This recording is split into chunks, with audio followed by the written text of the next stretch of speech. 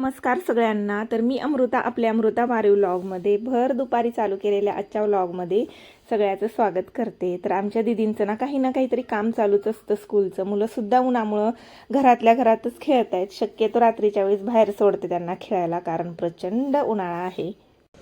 तर आजच्या दुपारच्या जेवणात आहे बटाट्याची भाजी, चपाती आणि अख्ख्या गव्हाची खीर. तर अख्ख्या गव्हाची खीर खूप दिवसांनी बनवली, म्हणजे मला आवडती खूप. आणि ते जोड गहू बऱ्याच दिवसापासून पडलेले होते घरात, म्हणून मग म्हटलं बनवून संपून टाकावेत, नाही तर ते खराब होऊन जातील.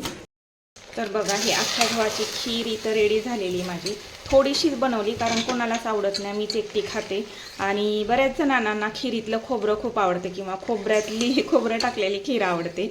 मला नाही आवडत अजिबात खीरमधलं खोबरं, म्हणून मग मी काजू बदाम टाकलेले थोडीशीच बनवलेली आहे. तर चला मग. आणि आता शाळेला सुट्टी लागल्यापासून खाण्यापिण्याचं, झोपण्या उठण्याचं अजिबात टाईम टेबल नाही. जेव्हा होईल तेव्हा खायला घेतो. अगोदर कसं एकदम रुटीन छान असायचं, तसं नाही आहे आता. फिक्स रुटीन नाही आहे, त्याच्यामुळे जेव्हा होईल तेव्हा खातो, पितो, झोपतो थोडा वेळ. सकाळी पण उठण्याचं काही टाईम टेबल नाही आहे. ट्रॉली बंद कर. अरे नसते येत तुला, मी देते काढून. आज कसं काय तुला इतकं चहा पिऊ वाटायला लागले? दुपारी जेवण केलं नाही ना पोटभर, म्हणून भूक लागते. मग घे, तुझं चहा दूध काढले. आता काय करतो? धरा.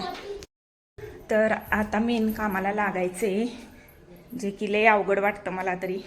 आणि इथं बघा, रद्दी वगैरे काढून ठेवलेली मुलांना सुट्टी लागल्यानंतर. सगळे बुक वगैरे त्याची पण विल्हेवाट लावायची, पण ते पण बाकीच आहे. आणि इकडे मेन म्हणजे स्टोरूम मधलं काम आहे, जे की आता मला गहू वगैरे स्टॉक करायचे. कारण आपण कसं शेतकरी माणसं, आपल्याला असं 5-10 किलो आणून काही जमत नाही.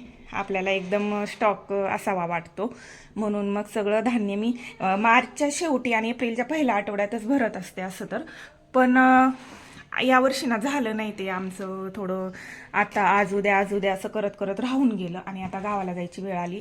पण हे ड्रम तरी मला धुवून ठेवायचे. हे जे एअरटाईट ड्रम आहेत ना, हे ब्लू कलरचे, हे ड्रम तरी मला धुवून ठेवायचे. म्हणजे गावावरून आलं की परत 6 तारखेला अजून माझी बहिणीचं रिझर्वेशन आहे, ते इकडे येणार आहे. त्याच्यानंतर ते 4-5 दिवसांनी जातील. परत घरातलं सगळं आवराआवरी अजून, आणि मे महिना चालू होईल म्हणजे कडक उन्हाळा. तेव्हा माझ्यासाठी हे खूप अवघड जाणार आहे. उन्हाळ्यामध्ये इकडं अंकलेश्वरचं वातावरण आपल्या गावाकडच्या पेक्षा खूप जास्त दमट असतं, आणि यावर्षी जास्त उष्णता आहे नेहमीपेक्षा. म्हणून मग म्हटलं चला, गावाकडे जायला अजून 1-2 दिवस आहेत, आणि पॅकिंग पण यावेळेस करून ठेवलेली. त्याच्यामुळं मग आता हे तरी एक्स्ट्राचं काम करावं. आणि गहू वगैरे स्टॉक करण्यासाठी मी हे असे ड्रम वापरते. हे एअर टाईट आहे, त्याच्यामुळे त्याला काही खराब होत नाहीत. तर मी ड्रम काढून दिले यांना स्टोरूम मधनं बाहेर, म्हणलं याला धुवून ठेवता येईल व्यवस्थित वाळवून. आणि मुलांनी दोघांनी मला मदत केली ते ड्रम खाली नेण्यासाठी, कारण एकटीला लई फेऱ्या घालाव्या लागल्या असत्या खालीवर. पुढचं दार उघडल्यामुळे इथं उजेड येतोय, पण मागचं दार बंद असल्यामुळे इकडं अंधार येतोय पूर्ण. तरी पण आता छान दिसते व्यवस्थित. अरे शिवांश, नको तू काही करू, लागून बिगून घेशील तू. राहू दे, बाजूला कर.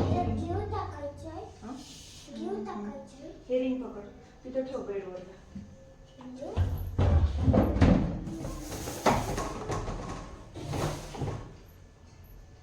शिवांश, तू नको घेऊ बाळा, तुला नाही जमणार, पडशील तू. दीदीला घेऊन जाऊ. नको बाबू, सीडीतून पाय घसरून पडशील. तर आता हा एक ड्रम बाकी आहे ना, याच्यामध्ये गहू आहेत. तर यावर्षी मम्मी पप्पा आले नाही इकडे राहायला, त्याच्यामुळे एवढे गहू जास्तीचे झाले. नाहीतर ते लोक आले की एवढे संपून गेले असते. ते 15-1 दिवस राहतात, तरी पप्पा येतात 1.5 महिन्यातून. आणि त्याच्यामध्ये तांदूळ आहेत भरलेले, आणि बाकी सगळं खतम आहे. आता फक्त एवढंच राहिलेलं आहे थोडंसं. आणि याच्यामध्ये मी थोडेसे जुने कपडे साठवले होते, कारण मला माहिती झालं की त्या एक आंटी गोधडी शिवून देते, म्हणून मला एक गोधडी शिवून घ्यायची. कारण आमच्या घरात एक पण गोधडी नाही, आणि मला गोधडीची प्रचंड आवड आहे, म्हणून ते कपडे साठवून ठेवलेले आहेत. तर आता स्टोरूम आमचं अख्खं खाली झाले, आणि घामाघूम झाले सगळं, कारण इथं काय फॅन वगैरे नाही, छोटीशी रूम आहे. व्यवस्थित घेऊन जा, पडशील बघ. आणि आता सोसायटीचं पाणी येतं 5 वाजता, तर आता हे धुवून घेते सगळं, ड्रम व्यवस्थित होते. रात्रभर कोरडे होतील आणि उद्या चांगले उन्हात वाळतील. मग मी आलं की ऑन द स्पॉट गहू वगैरे भरू शकते. गहू काही घाण नसतात अजिबात, चांगलेच असतात आताचे गहू. तर त्याला डायरेक्ट मी एरंड्याचं तेल लावते आणि ड्रम मध्ये भरून देते, तर ते चांगले राहतात. वर्षभर टेन्शन राहत नाही, संपलं आणा संपलं आणा असं. पाणी आलं बेटा, हळूच, हा हळूच निघतील ना ते झाकणं. परत वरून टाकू नको, खाली ठेवून येईल. हा ते राहू दे. 2-2 नको शिव, एक एकच घेऊन जा, नाहीतर घेऊनच जाऊ नको. माझं मी घेते. हळू उतर खाली बघून. लाईट चालू सिडीतला नाही चालू. आता सायंकाळी 5:30-5 वाजता आमच्या सोसायटीचं पाणी येतं. म्हटलं चालू पाण्यामध्ये धुवून टाकता येईल. मोटर चालू करून टाक्या दोन्ही भरून घेतल्या आणि आता जरा वेळ पाणी येईल तेवढ्या वेळात हे ड्रम धुवून होतील स्वच्छ. रात्रभर चांगले नितळतील आणि उद्या सकाळी चांगले वाळतील कडक. म्हणजे कसं, चांगले वाळलेले असले की धान्य भरायला सोपं पडतं आणि आपल्यालाही घरात सगळं व्यवस्थित राहतं, असं पसारा वगैरे होत नाही. त्याच्यामुळं मग असं ड्रममध्ये व्यवस्थित भरून ठेवलं का वर्षभर टेन्शन नाही राहत. आणि हे सगळं ना माझ्या सासूबाईंकडून मी शिकले. म्हणजे आमच्या तिकडं गावाकडं तर काय असं ड्रम वगैरे नव्हते. आमच्या तिकडं पोत्यातच भरून ठेवायचे सगळं धान्य. पण इकडे आल्यापासून हे त्यांच्या पद्धतीने मी पुढं करते. तर सगळे ड्रम वगैरे भरून धुवून ठेवलेले व्यवस्थित, पालते घालून इथं बघू शकता तुम्ही. आणि हे तर काम झालं, पण आता भांडे एवढे मोठे पडलेले ती माझी वाट बघताय. चला मग भेटू उद्या, तोपर्यंत बाय.